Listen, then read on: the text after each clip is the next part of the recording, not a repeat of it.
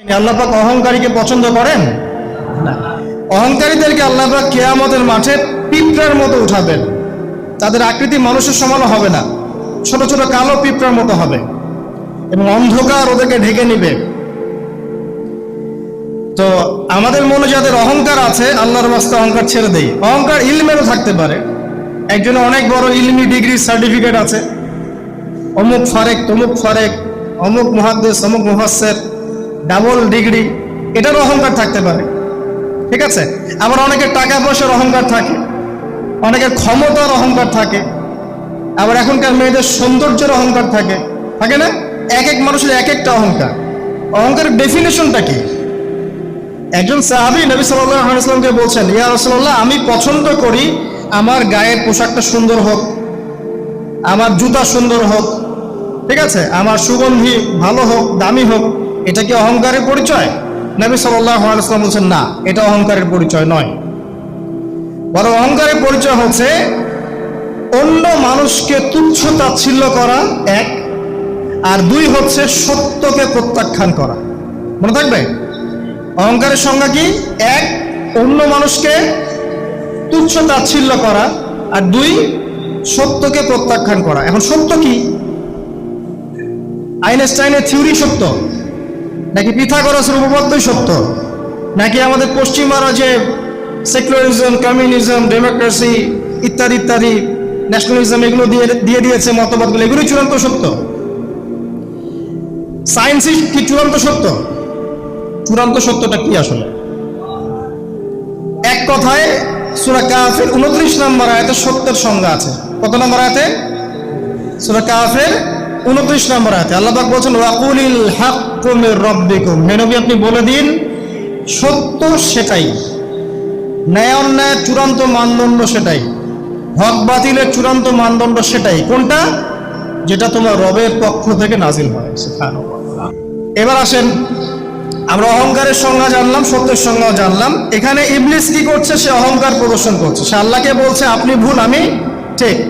আদমকে সে তুচ্ছ তাচ্ছিল্য করলো এবং সত্যকে প্রত্যাখ্যান করলো, দুটোই কিন্তু ইবলিস করলো। এখানে আসেন, আল্লাহ পাক বলছেন ফাখরুজ, এখান থেকে বের হয়ে যাও হতভাগা। ফাখরুজ মানে উখরুজ মানে বের হও, অতএব ফাখরুজ, এখান থেকে বের হয়ে যাও।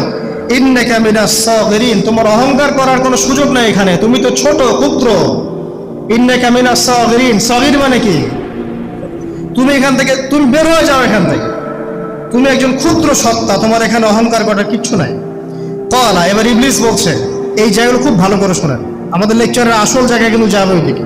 ক্বালা, এবার ইবলিস বলছে আনজিরনি, শোনেন, ইবলিস বলছে আনজিরনি, হে আল্লাহ আমাকে অবকাশ দিন। কি বলছে? আমাকে অবকাশ দিন। ইলা ইয়াউমি ইউবআসুন, যেই দিন আপনি কিয়ামত ঘটাবেন, যেই দিন সবাইকে পুনরুত্থিত করবেন, ওই দিন পর্যন্ত আমাকে অবকাশ দিন। সূরা বাকারায় আছে, অন্য সূরায় আছে, রব্বি আনজিরনি ইলা ইয়াউমি ইউবআসুন। ইবলিস বলছে হে আমার রব। কি বলছে ইবলিস? হে আমার রব। ইবলিস কি তাহলে আস্তিক না নাস্তিক? কথা বলেন, ইবলিস কি আস্তিক না নাস্তিক?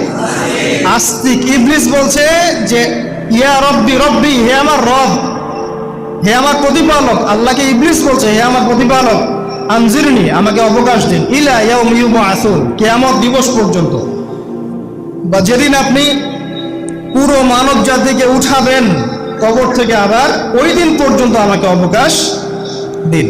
তার মানে কিয়ামত যে হবে এটা নতুন করে লেখা হয় নাই, সভ্যতায় হিস্ট্রির শুরু থেকেই কিয়ামত ছিল। কথা বুঝতে পারছেন? ফেরেশতারাও জানতেন যে একদিন মহাবিশ্ব ধ্বংস হয়ে যাবে। যখন পৃথিবীতে মানুষকে পাঠানো হয়নি তার আগেই ফেরেশতারা জানতেন, আল্লাহ পাকের ইলমে ছিল এবং তিনি এটা ফয়সালা করে দিয়েছিলেন যে একদিন এই পুরো মহাবিশ্বই ধ্বংস হয়ে যাবে। ইবলিস আগে থেকে জানতো যে কিয়ামত হবে, এই জন্য সে বলছে আমাকে কিয়ামত পর্যন্ত অবকাশ দিন। আল্লাহ পাক এবার কি বলছেন দেখেন, ইবলিস আল্লাহর কাছে চাইলো, আল্লাহ পাক তাও তাকে ফেরত দিলেন না। আর আমরা আল্লাহর কাছে চাইতে এখন হতাশা হয়ে যায় না, দোয়া করতে থাকি আর বলি যে আমার দোয়া তো কবুল হচ্ছে না। আর ইবলিস একটা জিনিস চাইলো, আল্লাহ পাক বললেন ক্বালা ইন্নাকা মিনাল মুনজারিন, যাও তুমি অবকাশপ্রাপ্তদের একজন, তোমাকে অবকাশ দেয়া হলো। এক কথায় তোমার দোয়া কবুল করা হয়েছে, তোমার অবকাশ তোমাকে দেয়া হলো। কারণ আল্লাহ পাক এটা পরীক্ষা করবেন ইবলিসকে দিয়ে, মানব জাতিকে। এবার ইবলিসের চ্যালেঞ্জ শোনেন, এটাই আমাদের আজকের লেকচারের মূল পয়েন্ট। এই জায়গা থেকে ইবলিস চ্যালেঞ্জ করছে। কি চ্যালেঞ্জ করছে? ফাবিমা আগওয়াইতানি, হে আল্লাহ, আপনি যে কারণে আমাকে বিচ্যুত করলেন, মানে আমি আমার যে কৃতকর্মের কারণে আপনার রহমত থেকে বঞ্চিত হয়ে গেলাম, ঠিক আছে, লাআকুদান্না লাহুম সিরাতাকাল মুস্তাকিম, আমি সেই আদমের এবং আদমের সন্তানের সরল পথে ওত পেতে বসে থাকব। কথাটা ভালো করে বোঝেন। ইবলিস চ্যালেঞ্জ করলো কাকে? আল্লাহকে। যে কারণে আল্লাহ আপনি আমাকে বহিষ্কার করলেন, এখন আমি কি করব? আমি এই আদম সন্তানের সরল পথে, আপনাকে পাওয়ার এই পথের আনাচে কানাচে আমি ওত পেতে বসে থাকব। কি জন্য বসে থাকব? যাতে করে আমি আদম সন্তানকে বিচ্যুত করতে পারি। শুধু তাই নয়, সে আরো বলছে সুম্মা লাআতিয়ান্নাহুম, আমি শুধু বসেই থাকবো না, আমি আদম সন্তানের কাছে আসব। মিন বাইনি আইদিহিম, তার সামন থেকে আসব। ওয়া মিন খালফিহিম, আদম সন্তানের পিছন থেকে আসব। ওয়া আন আইমানিহিম, তার ডান দিক থেকে আসব। ওয়া আন শামাইলিহিম, তার বাম দিক থেকে আসব। ওয়ালা তাজিদু আকসারাহুম শাকিরিন, আল্লাহ পাক আপনি তাদের বেশিরভাগকেই শুকরগুজার পাবেন না। কথা কি ক্লিয়ার না? কোনো সমস্যা? ইবলিস কি চ্যালেঞ্জ করলো? আমি শুধু বসেই থাকবো না, ডান দিক থেকে আসব, বাম দিক থেকে আসব, সামন থেকে আসব, পিছন থেকে আসব। আমি আদম সন্তানকে পথভ্রষ্ট করেই ছাড়বো, আপনি আদম সন্তানের বেশিরভাগকে পথভ্রষ্ট পাবেন। ইবলিসের কথার কি বাস্তব প্রতিফলন দেখা যায় এখন সমাজে? বেশিরভাগ মানুষ নামাজ পড়ে না পড়ে না? বেশিরভাগ মানুষ সুদ খায় না খায় না? বেশিরভাগ যুব সমাজ জেনা করতেছে না করতেছে না? বেশিরভাগ লোক মাদক খাচ্ছে না খাচ্ছে না? পৃথিবীর কোন জায়গায় আল্লাহর বিধান আছে কি নাই? দু একটা জায়গায় আছে আইওয়াশ, শোডাউন। বেশিরভাগ নারী পর্দায় চলে না চলে না? বেশিরভাগ মানুষ রোজা রাখে না রাখে না? বেশিরভাগ মানুষ যাকাত দেয় কি দেয় না? তাহলে ইবলিস যে বললো আপনি বেশিরভাগকেই শুকরগুজার পাবেন না। বেশিরভাগ মানুষ পরকালের সাথে কাজ করে না দুনিয়ার সাথে কাজ করে? কতজন মানুষ আল্লাহ পাকের দ্বীনটাকে প্রচার প্রসার প্রতিষ্ঠার কথা বলে বা কোরআন সুন্নাহর কথাগুলো মেনে চলে? কতজন মানুষ? বেশিরভাগ লোক মেনে চলে। তাহলে ইবলিস কি সফল না ব্যর্থ? ইবলিসের চ্যালেঞ্জ কি সফল না ব্যর্থ? ইবলিসের কথা সে কিন্তু অক্ষর অক্ষরে পালন করেছে। আর এই ইবলিসকে আল্লাহ পাক কেন পৃথিবীতে দিয়েছেন? আমাদেরকে পরীক্ষা করার জন্য, যেন আমরা এই সরল পথ থেকে বিচ্যুত না হই। সামনে যান, আরো কঠিন কথা আছে। আল্লাহ পাক বলছেন এখান থেকে বের হয়ে যাও, মাযউমান মাদহুরা, একদম অপদস্থ লাঞ্ছিত হয়ে এখান থেকে বের হয়ে যাও। লামান তাবিআকা মিনহুম, তুমি তো চ্যালেঞ্জ করলে আমাকে, ঠিক আছে, কিন্তু যে ব্যক্তি যেই তোমার অনুসরণ করবে, আল্লাহ পাকের কথা শুনেন, যেই তোমার অনুসরণ করবে, লাআমলাআন্না জাহান্নামা মিনকুম আজমাইন, যে পুরুষ বা নারী যেই হোক না কেন, যে আদম সন্তান ইবলিস তোমার অনুসরণ করবে, তোমার পথ ধরবে, আমি তোমাকে সহ এদের সবাইকে দিয়ে জাহান্নাম পূর্ণ করব। আল্লাহর কিচ্ছু যায় আসে না। আল্লাহ পাক যদি এই পুরো পৃথিবীটাকেও জাহান্নামে নিক্ষেপ করেন অবাধ্যতার কারণে, আল্লাহ পাকের কিছু যায় আসে? ও যে আপনাদের এখানে নদী আছে না, কি বালাসী ঘাট, এখানে চর আছে না? চরের মধ্যে একটা বালুর কণার কি দাম আছে বলেন তো? একটা বালুর কণার কোন দাম আছে? এই পুরো মহাবিশ্বে পৃথিবীর অবস্থান এর চেয়েও কম। তো পুরো পৃথিবীর মানুষ যদি আল্লাহর অবাধ্য হয়, আল্লাহ পাক যদি পুরো দুনিয়াটাকে ধ্বংস করে দেন, জাহান্নামে নিক্ষেপ করেন, আল্লাহ পাকের কিছু যায় আসবে কিনা? এবার আসেন, এখান থেকে আমরা বুঝতে পারলাম যে ইবলিস একটা তৃতীয় সত্তা।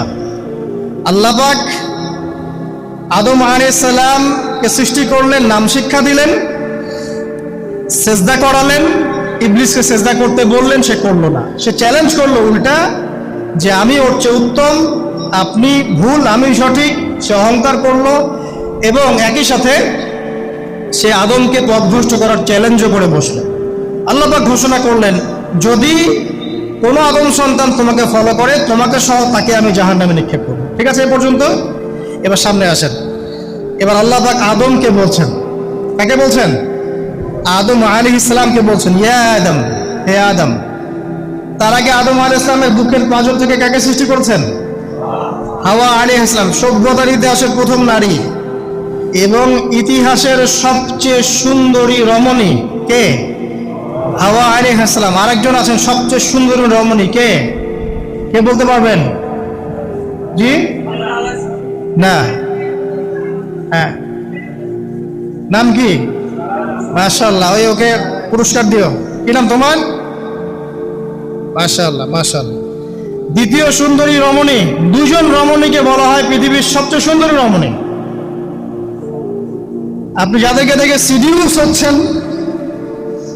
যদিও এদেরকে দেখে সিডিউস আর কিছু নাই, কারণ এরা তো সুন্দর না, কোনো দিক থেকে সুন্দর না, না পোশাকের দিক থেকে, না চেহারার দিক থেকে, না ফিজিক্যাল স্ট্রাকচারের দিক থেকে। এদেরকে দেখে তো পাগলও সিডিউস হবে না। তো আদম আলাইহিস সালাম এবং আদম আলাইহিস সালামের স্ত্রী হাওয়া আলাইহিস সালাম এবং সারা আলাইহিস সালাম ইতিহাসের সবচেয়ে সুন্দর রমণী।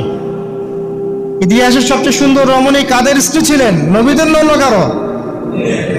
এজন্যই বলি, আপনি যদি পবিত্র থাকেন, আল্লাহওয়ালা মানুষ হন, ইনশাআল্লাহ তাআলা আল্লাহ পাক আপনার ঘরে একজন নেককার পুণ্যবতী সুশ্রী স্ত্রী দান করবেন ইনশাআল্লাহ।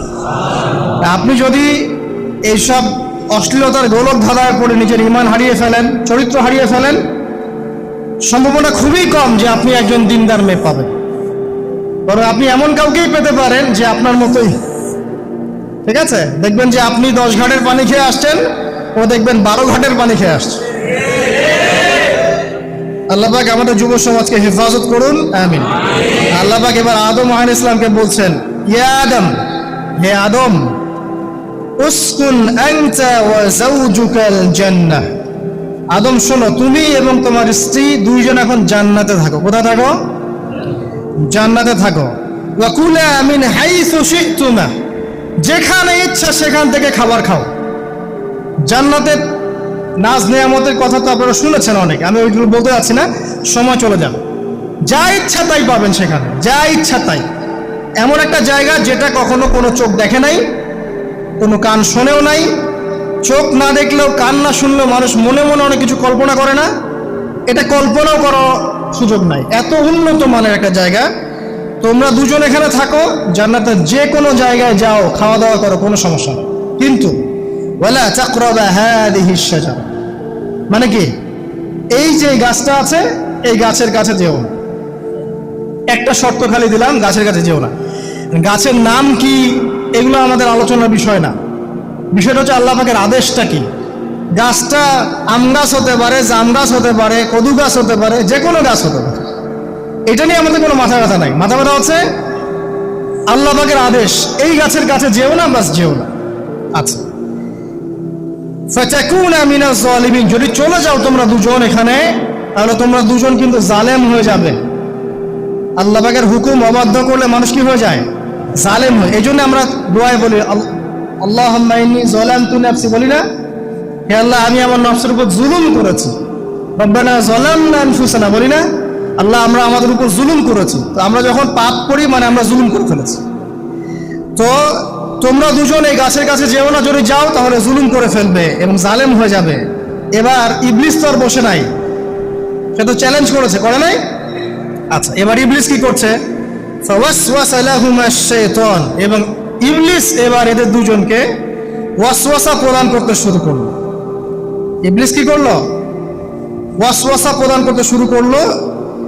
ওয়াসওয়াসাটা এমন ছিল যে, হাল আদুল্লুকা আলা শাজারাতিল খুলদি ওয়া মুলকিন লা ইয়াবলা। ইবলিস এসে আদম এবং হাওয়া আলাইহিস সালাম তাদেরকে লাগলো যে, আমি কি তোমাদেরকে এমন কোন গাছের কথা বলবো যেই গাছের ফল খেলে তোমরা চিরস্থায়ী হয়ে যাবে, কখনো মরবে না, এবং এমন রাজত্ব পাবে যে রাজত্বের কোনো ক্ষয় নাই। ইবলিসের টোপটা কি দেখলেন? চিরস্থায়িত্বের টোপ এবং কিসের টোপ? রাজত্বের টোপ। এটা সূরা তহার মধ্যে আছে। অন্য সূরায় আছে যে আমি কি বলে দিব এমন গাছের কথা যেই গাছের ফল খেলে তোমরা ফেরেশতা হয়ে যাবে, কখনো মরবে না। তাহলে চিরস্থায়িত্বের টোপ এবং এই যে কিসের? রাজত্বের এই যে টোপ, এই দুইটা হচ্ছে মানুষকে আল্লাহর পথ থেকে ডিসিভ করার একটা মানদণ্ড। কথা বুঝতে পারছেন? এই পৃথিবীতে যত মানুষ পথভ্রষ্ট হয়ে গেছে, এরা কিন্তু ক্ষমতার জন্য হয়েছে অনেকেই, আর অনেকে চিরস্থায়িত্বের জন্য হয়েছে। ফেরাউন নমরুদ চিরস্থায়িত্বের লোভে পড়ে পথভ্রষ্ট হয়নি? আর ওই সময় থেকে শুরু করে এখনকার বিশ্বে যারা ক্ষমতাধর, এরা কি ক্ষমতার দাপটে পথভ্রষ্ট হচ্ছে না? এই দুটো হচ্ছে মানুষকে পথভ্রষ্ট করার মাধ্যম। ইবলিস খুব ভালো করে জানতো। একটা কথা বলি নাই, যখন আদম আলাইহিস সালামকে তৈরি করে রাখা হয়েছে, সৃষ্টি করে রাখা হয়েছে, ইবলিস এর চারপাশে রাউন্ড দিচ্ছিল, তাওয়াফ করছিল, তাওয়াফ। এবং মানব শরীরের এবং মানব মস্তিষ্কের, মনের, মননের দুর্বল পয়েন্টগুলো সে ফাইন্ড আউট করছিল। কারণ সে কিন্তু অনেক জ্ঞানী ছিল, সে কিন্তু প্রচন্ড জ্ঞানী ছিল। এখনো কিন্তু সে প্রচন্ড জ্ঞানী। তাওয়াফ করে করে সে মানুষের দুর্বল জায়গাগুলো ফাইন্ড আউট করেছে। একটা হচ্ছে পেট, একটা প্রবৃত্তি, একটা হচ্ছে নারীর প্রতি আসক্তি, ঠিক আছে, একটা ক্ষমতার লোভ, একটা চিরস্থায়িত্বের লোভ। এগুলো হচ্ছে মানুষের দুর্বল জায়গা। ইবলিস এগুলো ফাইন্ড আউট করে ওইভাবে চাল দিয়েছে। কথা বুঝতে পারছেন? একটু খেয়াল করে দেখেন, এখনকার বিশ্বে যত অন্যায় হচ্ছে, ম্যাক্সিমাম পাপ হচ্ছে পেটের কারণে। পেট। সুদ খায় কেন? পেটের কারণে। ঘুষ খায় কেন? পেটের কারণে। ইভেন যে এখন জেনা করছে, ওদেরকে তো এখন যৌনকর্মী বলতে হয়, তাই না? সম্মান দিয়ে কথা বলতে হয়। তো যৌনকর্মী যারা, তারাও দেখবেন পেটের কারণেই করছে, পেটের কারণে। তারপর দেখবেন মানুষের সম্পদ আত্মসাৎ, ওই যে ছেলে মেয়ে বাল বাচ্চার জন্য। পেট মানে মূল জিনিসটা কি? পেট। এবং চিরস্থায়িত্ব, ক্ষমতার দাপট আর প্রবৃত্তির দাসত্ব, এগুলো হচ্ছে মানুষের সবচেয়ে দুর্বল পয়েন্ট। দেখবেন ম্যাক্সিমাম পাপ হচ্ছে মেয়েদের কারণে। মেয়েদের কারণে না, মেয়ের পিছনে। মেয়ের পিছনে আপনি চলে গেছেন, এখানে আত্মহত্যা করছে কেউ, কেউ এখানে আপনার জেনা করছে, কেউ ধর্ষণ করছে, কেউ পরকে লিপ্ত হচ্ছে। মানে মেয়েরই কোনো পাপ। ওই যে বলে না, দুইটা পাপ যাকে পেয়ে গেছে তার লাইফটা ক্র্যাশড। একটা হচ্ছে মেয়ে, আর একটা হচ্ছে টাকা। অর্থ সম্পদের লালসা যার মধ্যে পেয়ে বসেছে, এর জীবন শেষ। আর যার মেয়ের নেশা আছে, মেয়ের নেশা যার মধ্যে আছে, এর জীবন শেষ। একে আপনি হেদায়েতের পথে আনতে পারবেন না ইল্লা মাশাআল্লাহ, আল্লাহ পাক যদি না চান। আসেন, আর ইবলিস তাওয়াফ করছিল এবং সে কিন্তু টোপ দিল, চিরস্থায়িত্বের টোপ দিল। এবং কিসের টোপ দিল? ফেরেশতা হয়ে যাবে, অমর হয়ে যাবে। এবার আমাদের পিতা মাতা আদম এবং হাওয়া আলাইহিস সালাম, তারা কিন্তু ফল খেয়ে ফেললেন। আর এটা এমন নয় একবার ওয়াসওয়াসা দিয়েছে বাস খেয়ে ফেলেছেন, এমন নয়। কন্টিনিউয়াসলি সেই কাজটা করেছে। একটা মানুষ যখন জেনা করে, ইবলিস কি একবার এসে বললেই কেউ জেনা করে ফেলে? আস্তে আস্তে কিন্তু মানুষ জেনার পথে যায়। ওই যে প্রথমে একদিন, অনেক দিন একটা লেকচার দিয়েছিলাম না, প্রথমে গার্লফ্রেন্ড বয়ফ্রেন্ড একটা সম্পর্ক হয়, তাই না? তারপর কথাবার্তা হয়, মোবাইল ফোন এক্সচেঞ্জ করে, নোট এক্সচেঞ্জ করে, কফি খায়, আস্তে আস্তে ডেটিংয়ে যায়, পরে দেখবেন এক পর্যায়ে গিয়ে জেনায়। এভাবে। আর যারা ধর্ষক, এতে ডাইরেক্ট অ্যাকশন, এত সময় নাই, ডাইরেক্ট। তো ইবলিস প্রতিটা পাপ মানুষকে ধাপে ধাপে করায়। দেখবেন ইবলিস এখানেও কিন্তু আমাদের পিতামাতাকে ধাপে ধাপে ওইদিকে নিয়ে গিয়েছিল। এবার আসেন, আমাদের পিতামাতা ফল খেয়ে ফেললেন, এই জায়গাটা খুব ভালো করে বোঝেন। এই ফল খাওয়াটা আল্লাহর অবাধ্যতা না। আল্লাহ বলেছিলেন না যে জালেম হয়ে যাবে, আল্লাহ পাকের অবাধ্য হলেন। অবাধ্যতার ফলাফলটা কি হলো এবার শোনেন। আমরা সবাই জানি অবাধ্যতার ফলাফল কি, আল্লাহ পাক জান্নাত থেকে নামিয়ে দিয়েছেন, তাই তো? এর আগে আরেকটা ফলাফল হয়েছে।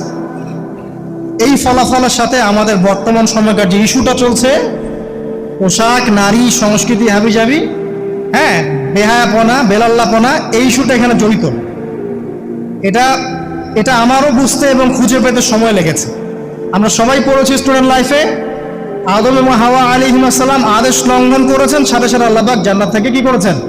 নামিয়ে দিয়েছেন। ইবলিসকেও নামিয়ে দিয়েছেন, তারপরে হায়াত দিয়েছেন, এখানে পরীক্ষা করছেন। এই তো এখানে আল্লাহ পাক দেখবেন আমাদের আমল কেমন, আমল ভালো হলে আবার জান্নাতে, খারাপ হলে আবার জাহান্নামে। কিন্তু এর আগেও একটা ঘটনা ঘটেছে। যে মুহূর্তে আমাদের পিতামাতা ফল খেয়েছেন, গাছের কাছে গিয়েছেন, আল্লাহ পাকের আদেশটা লঙ্ঘন করেছেন, সাথে সাথে তাদের গায়ের পোশাকটা খুলে পড়ে গেছে। আমি বুঝাতে পারি নাই, পুরো মহাবিশ্বের প্রথম লজ্জা, প্রথম অপমান, প্রথম শাস্তি, ঠিক আছে, আল্লাহর অবাধ্যতার প্রথম পরিণাম লজ্জাহীন ভাবে গা থেকে কাপড় খসে পড়ে যাওয়া। প্রথম শাস্তি, প্রথম অবাধ্যতা, এবং প্রথম অবাধ্যতার পরিণতি পুরো মহাবিশ্বে সভ্যতা শুরু থেকে শেষ পর্যন্ত প্রথম অ্যাক্সিডেন্ট, বা এই যে আমরা বলছি পরিণতি, পাপের পরিণতি, অবাধ্যতার পরিণতি, সেটা হলো গা থেকে কাপড় খুলে যাওয়া। এই কথা আল্লাহ পাক বলছেন এখানে, লিয়ুবদিয়া লাহুমা মা উরিয়া আনহুমা মিন সাওয়াতিহিমা। ইবলিস তোমাদের পিতামাতাকে এই গাছের কাছে নিয়ে গিয়ে ফল খাইয়ে তাদের গা থেকে পোশাক খুলে ফেলে দিয়েছে। এবার কি বুঝতে পারছেন ইবলিস এখন বিশ্বে কি করছে? ইবলিস সেম কাজটা করছে আমাদের সাথে, আমাদের গা থেকে তারা পোশাক খুলে ফেলে দিচ্ছে। সভ্যতার শুরুর পাপ বলছি না আমরা, এটা আসলে ভুল।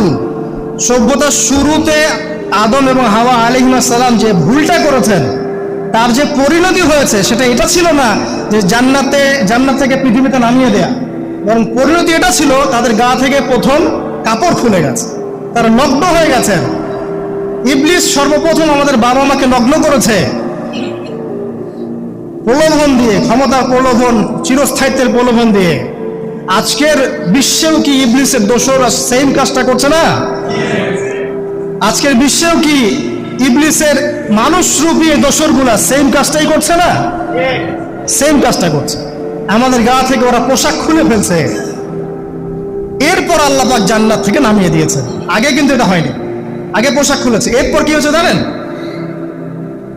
শোনেন, আল্লাহ পাক ওয়াকালা মা নাহাকুমা রাব্বুকুমা আন হাযিহি আশ-শাজারা ইল্লা আন তাকুনা মালাকাইন আও তাকুনা মিনাল খালিদিন। ইবলিস বলছিল যে তোমাদের রব তোমাদেরকে এই গাছের কাছে যেতে নিষেধ করেছে এই কারণে যে তোমরা এখানে গেলে মালাক হয়ে যাবে এবং চিরস্থায়ী হয়ে যাবে।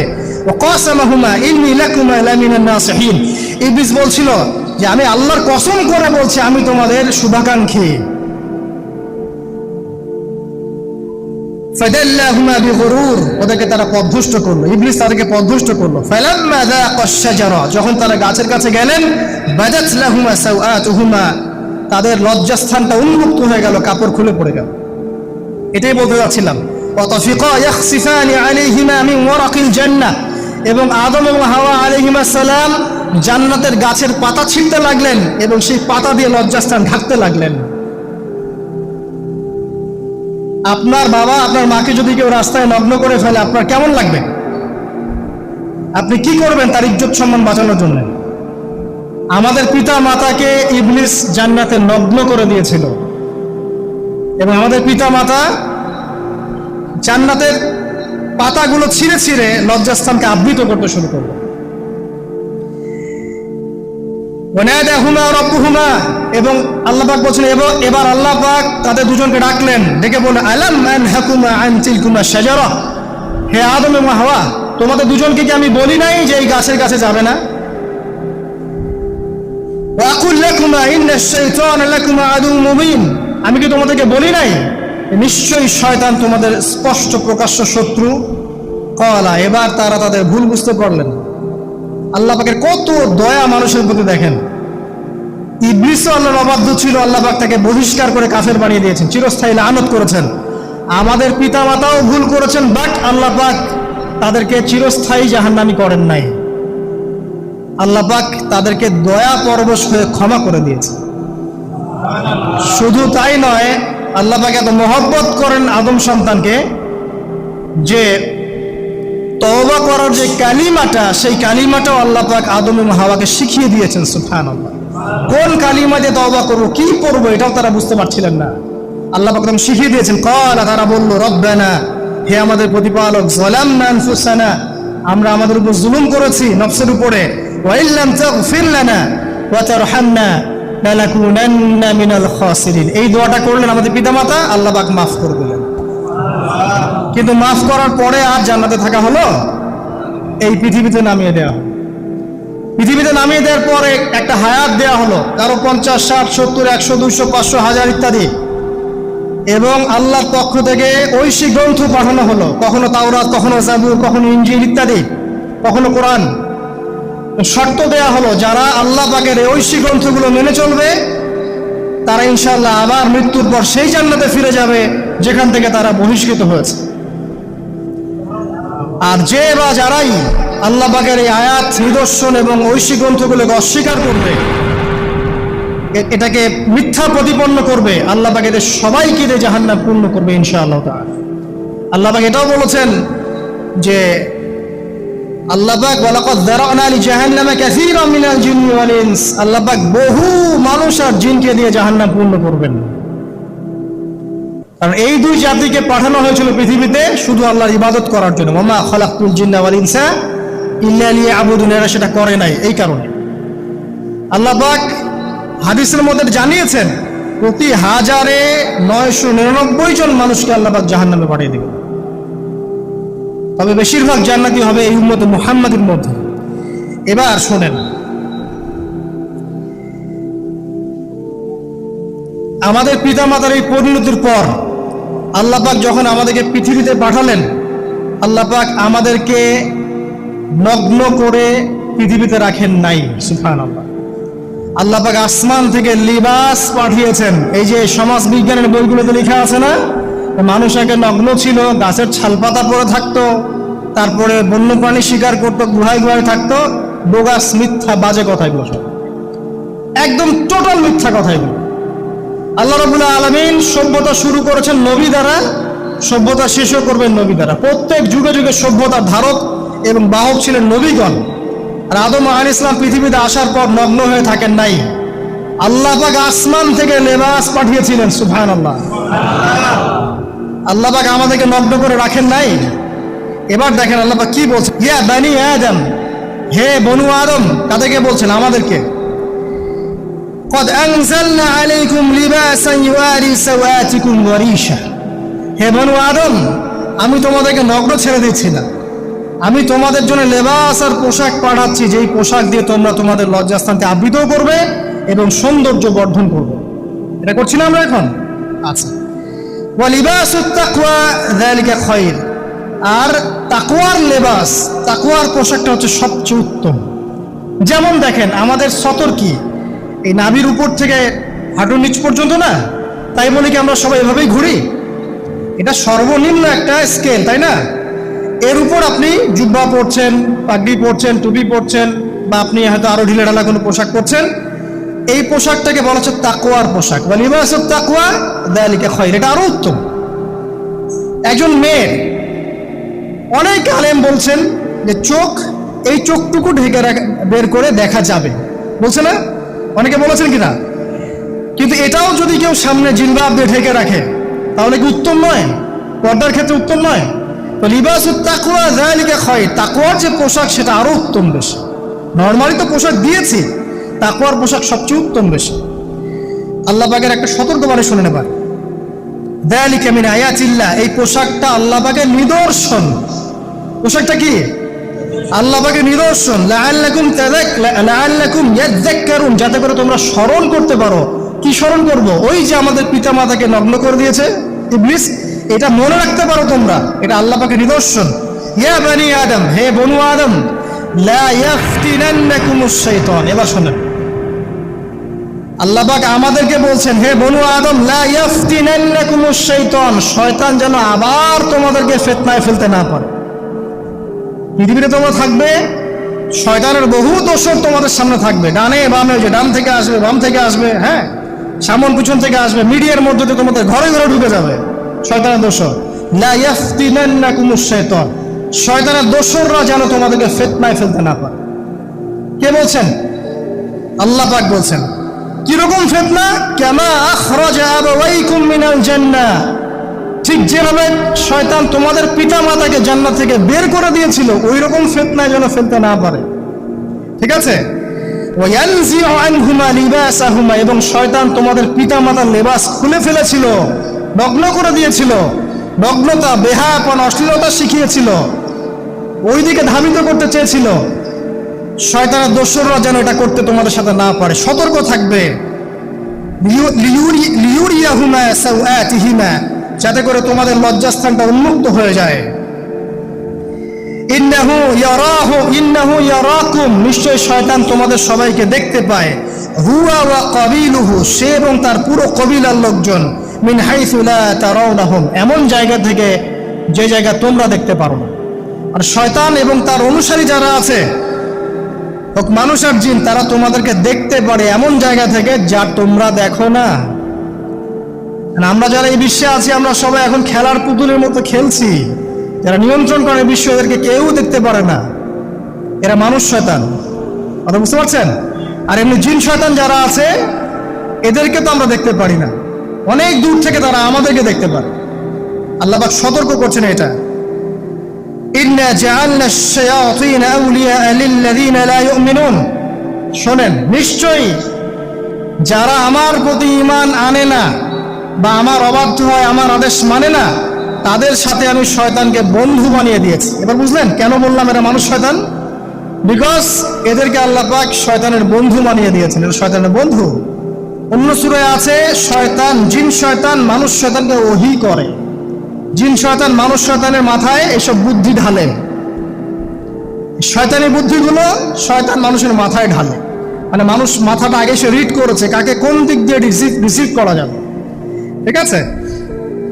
আচ্ছা, এরপরে আরো আল্লাহ পাক বলছে, ওয়াইযা ফাআলু ফাহিশাতান, তারা যখন কোনো ফাহেশা কাজ করে, নোংরা বেহায়ার মতো কাজ করে, ক্বালু, তারা বলে, ওয়াজাদনা আলাইহি আবানা, এরকম করেই আমরা আমাদের পিতা মাতাদেরকে পেয়েছি। মানে যুগ যুগ ধরে এই সংস্কৃতি চলে আসছে, নগ্নতার সংস্কৃতি, বলে না?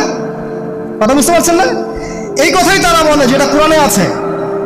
আল্লাহ পাক বলছেন, ক্বালু ওয়াজাদনা আলাইহি আবানা, তারা বলে আমাদের পিতৃপুরুষদেরকে আমরা হাজার বছর থেকে দেখেছি এইভাবেই ড্রেস আপ করতে, এমনি ব্লাউজ ছাড়া শাড়ি পরতে দেখেছি আমরা, এমনি দেখেছি পেট বের করে চলতে, এমনি দেখেছি এই শর্ট কামিজ পরে চলতে।